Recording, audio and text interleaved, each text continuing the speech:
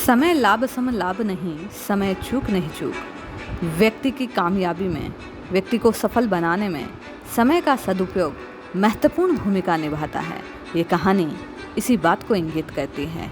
एक राज्य था जहाँ 5 वर्ष बाद राजा को बदल दिया जाता और एक ऐसे निर्जन वन में छोड़ दिया जाता जहाँ उसकी मृत्यु निश्चित थी। राजा का कार्यकाल पूर्ण होने के बाद उसे हाथी पर बैठाया जाता, नए वस्त्र पहनाए जाते और जंगल में भेज दिया जाता। राज्य के सामने संकट था कि नया राजा किसे बनाया जाए। एक होशियार व्यक्ति जो उसी राज्य में रहता था, सबने उसे राजा बनाना निश्चित किया और वह उसके पास गए। उसे बतलाया कि ऐसे ऐसे राज्य करना है और 5 साल के बाद तुम्हारे को वन में चले जाना है। वह तैयार हो गया। वह राजगद्दी पर बैठा और विचार करने लगा, ऐसा क्या किया जाए कि 5 साल बाद मुझे मरना ना पड़े। वह उस जंगल में गया जहाँ राजा को छोड़ दिया जाता था। उसने एक प्लानिंग की।